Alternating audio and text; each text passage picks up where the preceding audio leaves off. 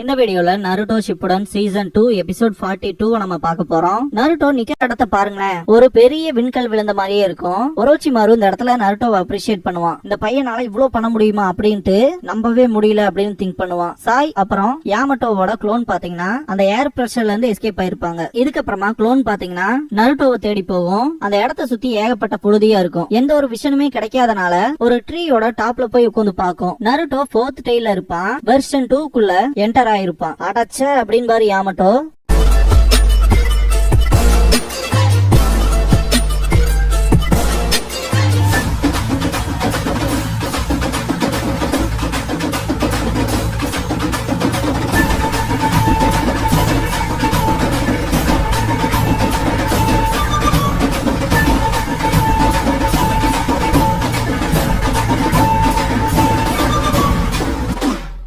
Opening song முடிஞ்சதுக்கு அப்புறமா ஒரோச்சிமாரு versus ஜின்சுருகி அப்படிங்கிற இந்த எபிசோடோட டைட்டில் போட்டு ஸ்டார்ட் பண்றாங்க.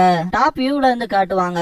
நருட்டோவை சுத்தி இருக்க இடமே பாத்தீங்கன்னா ஒரு நியூக்ளியர் பாம்னால அஃபெக்ட் ஆன மாதிரி இருக்கும். அந்த இடத்த சுத்தி யாமட்டோவோட க்ளோன்ல இப்ப என்ன செய்யறதுங்கிற மாதிரி பாத்துட்டு இருக்கும். இந்த வெர்ஷன் 2 குள்ள என்டர் ஆன நருட்டோ பாக்குறதுக்கு அந்த ஃபாக்ஸ் ஸ்பிரிட்டோட ஒரு சின்ன காப்பி மாதிரியே இருப்பான். ஒரோச்சிமாரு இந்த பாயிண்ட்ல இதுக்குதான் காத்துக்கிட்டு இருந்தங்க மாதிரி கொஞ்சம் ஆர்வமா இருப்பான். யாமட்டோவோட க்ளோன் யாமட்டோ கிட்ட வயர்லெஸ்ல கம்யூனிகேட் பண்ணிக்கும். 4th டேலும் வந்துருச்சு மட்டும் என்கிட்ட சொல்லாத அப்படின்னு பாரு யாமட்டோ. 4வது டெய்லா அப்படின்னு ஷாக்காவா சக்குரா. நருட்டோவும் ஒரோச்சிமாரும் நேருக்கு நேர் பாத்துக்குவாங்க.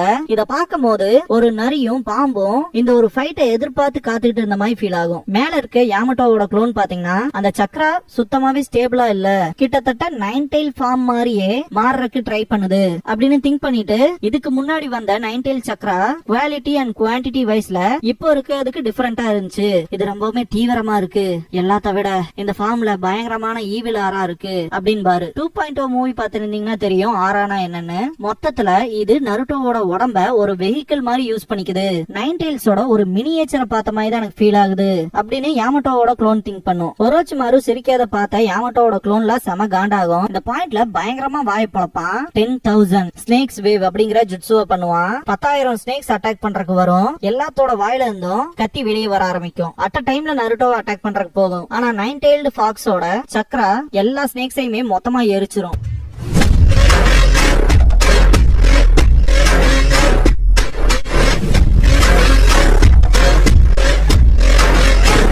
அந்த ஷாக் வேவ்ஸ யாமட்டோவோட க்ளோன்னால தாங்க முடியாது. வுட் ஸ்டைல யூஸ் பண்ணி ஹோல்ட் பண்ணி நிக்கும். வெறும் கைகளை மட்டுமே இப்படி ஆட்டுறது மூலமா அதி பயங்கரமான ஷாக் வேவ்ஸ் வருதே அப்படின்ட்டு ஷாக் ஆவாரு. இப்படியே போச்சுன்னா என்னால பக்கத்தாலும் கூட போக முடியாது அப்படின்னு திங்க் பண்ணுவான் சாய். அந்த இடத்த சுத்தி பெரிய சைக்ளோன் கிரியேட் ஆன மாதிரி இருக்கும். யாமட்டோ அண்ட் சக்குரா இருக்க இடம் வரைக்கும் வரும் அந்த ஒரு ஷாக் வேவ். சக்குரா அது என்ன நருட்டோவோட அட்டாக்கான்னு சொல்லி கேப்பா.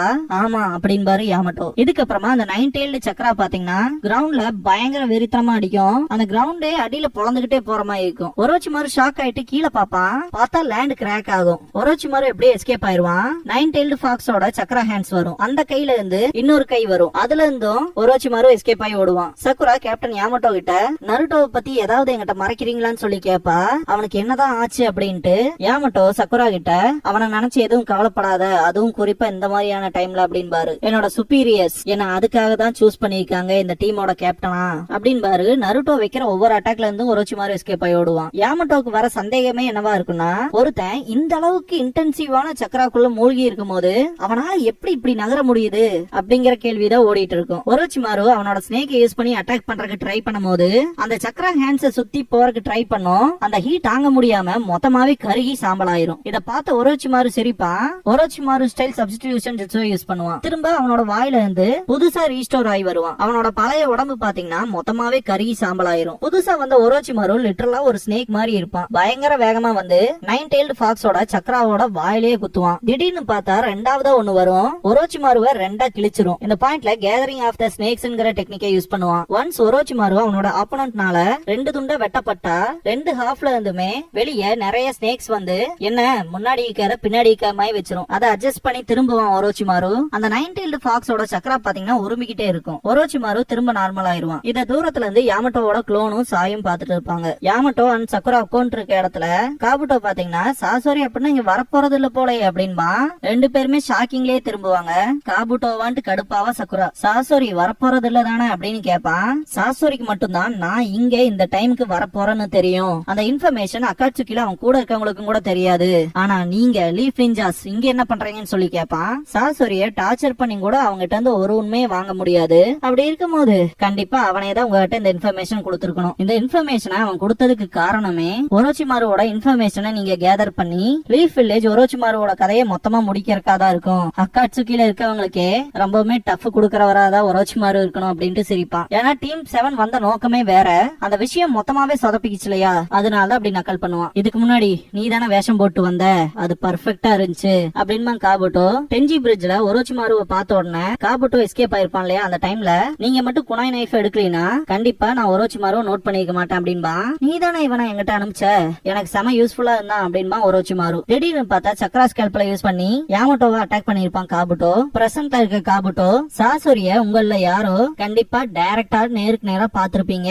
அப்படிப்பட்ட சிச்சுவேஷன்ல வராம இன்னைக்கு நடக்கிற இந்த மீட்டிங்கை பத்தின இன்ஃபர்மேஷன்லாம் அவ்வளவு ஈஸியா ஷேர் பண்ணிருக்க மாட்டான் அப்படின்பா காபுட்டோ. இந்த பாயிண்ட்ல சக்குரா சாசோரி சொல்லிருப்பான் இல்லையா, இன்னையில இருந்து 10 நாள்ல டென்ஜி பிரிட்ஜ்ல நான் ஒரோச்சிமாருவோட சப்பார்டினேட், அவன் எனக்கு ஸ்பையா ஒர்க் பண்றான், நான் அவனை மீட் பண்ணும், இப்ப இருக்க கண்டிஷன்ல அது முடியாது அப்படின்ட்டு இறந்திருப்பான். அதை திங்க் பண்ணி பாத்துருப்பா சக்குரா. காபுட்டோ சாசோரியோட அந்த ஒரு ஜுட்சு இன்னுமே என் மேல ஒரு எஃபெக்ட்ல இருக்கும்னு நினைச்சுதான் இந்த ஒரு இன்ஃபர்மேஷன் உங்களுக்கு கொடுத்திருப்பான். இன்ஃபேக்ட் உங்களோட ஸ்ட்ரென்த்தை அண்டர்ஸ்டாண்ட் பண்ணிக்கிட்டு தான் இந்த ஒரு இன்ஃபர்மேஷன் கொடுத்தே தாட்டி விட்டுருப்பான். அவனை பொறுத்த வரைக்கும் அவன் எப்பவுமே சொல்றது ஒரோச்சிமாருவ தன்னோட சொந்த கைகளாலேயே கொல்லணும் தான். ஆனா அதையே விட்டுட்டு உங்களை தாட்டி விட்டுருக்கானா அவனால எதுவுமே பண்ண முடியாத சிச்சுவேஷன்ல இருந்திருப்பான். அவனால முடியாம இருந்திருக்கும். வேற விதத்துல சொல்லணும்னா ஒண்ணு நீங்க அவனை புடிச்சிருக்கணும், இல்லைன்னா ஆல்ரெடி அவன் செத்துருக்கணும். அப்படிங்கும் போது சாசோரி செத்ததை பிளாஷ் பண்ணி காட்டுவாங்க.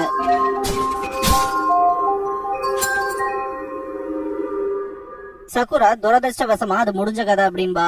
ரொம்ப சந்தோஷம் அப்படின்பா காபுட்டோ. ஒரோச்சிமாரு அண்ட் 9-tailed fox சக்கரா கிட்ட காட்டுவாங்க. 9-tailed fox சக்கரா கிட்ட இருந்து ஏகப்பட்ட விஷயங்களை மீட் ஆகும் ப்ளூ அண்ட் ரெட் கலர்ல. என்னடா இது அப்படின்ட்டு ஆச்சரியமா பாப்பான் ஒரோச்சிமாரு. அது அப்படின்ட்டு யாமட்டோவோட க்ளோன் ஷாக் ஆகும். அது என்ன சக்கராவா அப்படின்ட்டு பாப்பான் சாய். 4 டெய்லுமே பாயிண்ட் பண்ண இடத்துக்கு பாத்தீங்கன்னா அந்த எல்லா டிராப்ஸுமே ஒன்னா கேதர் ஆக ஆரம்பிக்கும். அது ஒரு குட்டி உருண்டையா கிரியேட் ஆகும். இத பார்த்தாலே பிரச்சனைன்னு தெரியுது அப்படின்பா ஒரோச்சிமாரு. அந்த பிளாக் ஸ்பியரை ரொம்பவே சின்னது பண்ணும்.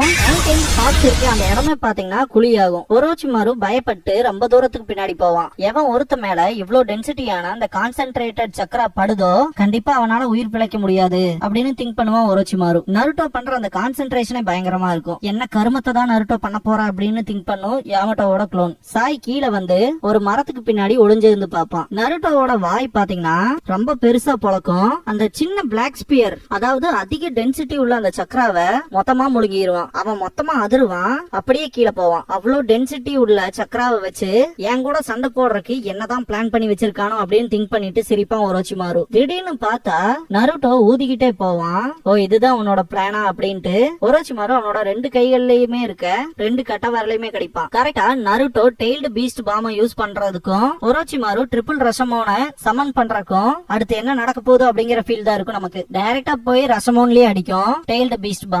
அந்த இடத்தை சுத்தி அவ்வளோ அழிவு விஷயங்கள் நடக்கும். யாமட்டோவோட க்ளோன்னால எதுவுமே பண்ண முடியாது. ஒரு ஓபனிங் கிடைச்சானாவது உள்ள இறங்கி சண்டை போடலாம், ஆனா அது எதுவுமே நடக்கிற மாதிரி தெரியல அப்படின்னு திங்க் பண்ணும். சாய்னால அந்த இன்டென்ஸ தாங்க முடியாது. தூரத்துல இருக்க யாமட்டோ அண்ட் சக்குரா காபுட்டோ 3 பேருமே ஆச்சரியமா பாப்பாங்க. அங்க என்ன நடக்குதுன்னு கூட யாருக்கும் தெரியாது. அங்க சுத்தி வர புகை மூட்டமா இருக்கும். ஏகப்பட்ட டேமேஜ் ஆயிருக்கும். 9-tailed foxோட சக்கராவில இருக்க நருட்டோ சிரிக்கிற இந்த சிரிப்பெல்லாம் பார்க்கும் போது அவ்வளவு பயங்கரமா இருக்கும். ஒரோச்சிமாருவோட உடம்பெல்லாம் பாக்குறக்கு அடிப்பட்டு திருகளா கிடக்கும். அந்த 3 ரஷமான தாண்டியும் அந்த ஒரு எஃபெக்ட் இருந்திருக்கும். இத பார்த்த யாமட்டோவோட க்ளோன் பயங்கர ஷாக் ஆகும். என்னதான் நடக்குதுங்க அப்படின்னு சக்குரா கேப்பா. இதுக்கு முன்னாடி பார்த்தது என்ன? அது கண்டிப்பா ஒரோச்சிமாருவோட ட்ரிபிள் ரஷமான் தான். கண்ணை சிமிட்டுறக்குள்ள மொத்தமாவே அழிஞ்சிருக்கு. இந்த அளவுக்கான பவர் இருக்குன்னு ஒரு துளி கூட என்னால நினைச்சு பார்க்க முடியல அப்படின்னு காபுட்டோ திங்க் பண்ணுவான். 9-tailed fox சக்கரால இருக்க நருட்டோவை அண்டர் கிரவுண்ட்ல இருந்து ஒரோச்சிமாரு அவனோட கத்தியை யூஸ் பண்ணி மொத்தமா வேகமா குத்தி மேல தூக்குவான். இது எல்லாத்தையும் பாக்குற யாமட்டோ அண்ட் சாய் ரொம்ப ஆச்சரியப்படுவாங்க. ஆனா என்ன, நருட்டோவோட உடம்ப தொலைச்சுக்கிட்டு போகாது, கிரவுண்ட்ல அடிச்சு மொத்தமா தரன்னு தள்ளிக்கிட்டே போவான். கரெக்டா டென்ஜி பிரிட்ஜோட அதர் சைடு வந்து கிடப்பான் நருட்டோ. பயங்கரமான இம்பாக்ட் ஆயிருக்கும். அந்த புழுதி எல்லாம் கலைஞ்சதுக்கு அப்புறம் அங்க பாக்குற சக்குரா ரொம்பவுமே ஷாக் ஆவா. காபுட்டோ முதல்ல இருந்ததை விட 9 டெய்ல்ஸ் மாதிரி அப்படியே மாறிக்கிட்டு வரான் இல்லையா அப்படின்னு சொல்லிட்டு சிரிப்பான். சக்குராக்கெல்லாம் என்ன நடக்குதுன்னு கூட புரியாத ஒரு லுக் தான் இருக்கும். நருட்டோவை பார்த்த சக்குராலாம் தகைச்சு போய் இருப்பா. இதோட எபிசோட் முடிஞ்சது. இந்த எபிசோட் தான் பாத்தீங்கன்னா ஃபர்ஸ்ட் எபிசோட். நருட்டோவோட வாய்ஸ் எந்த இடத்துலயுமே வந்திருக்காது.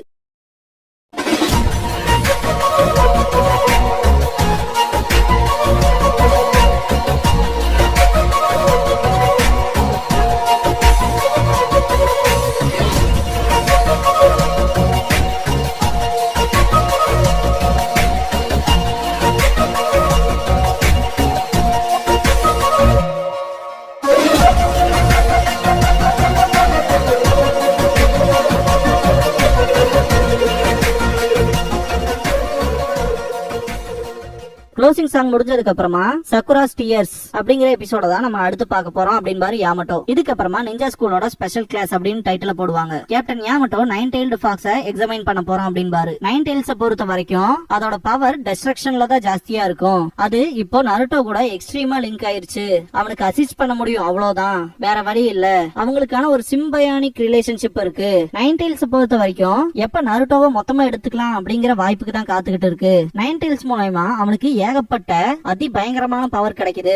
என்னதான் இருந்தாலும் அவன் அந்த பவர் அன்லீஷ் பண்றப்பெல்லாம் நருட்டோவோட சொந்த உடம்புல ஏகப்பட்ட டேமேஜ் ஆகுது. மாஸ்டர் ஜிராயா நினைச்ச மாதிரியே 4th ஒகாகேவோட சீல் ஃபார்முலா ஒருவேளை வீக் ஆயிருக்கலாம். ஃபர்ஸ்ட் ஒகாகேவோட டிஎன்ஏவை இன்ஹெரிட் பண்ண என்னால கண்டிப்பா என்ன முடியுமோ அந்த ஹெல்ப் பண்ணுவேன். அது மட்டும் பெரிய டிசாஸ்டரா மாறுச்சுன்னா அதுக்கு யாரு பொறுப்பு எடுத்துக்கிறது அப்படின்னு பாரு. இதோட இந்த எபிசோட் முடியுது.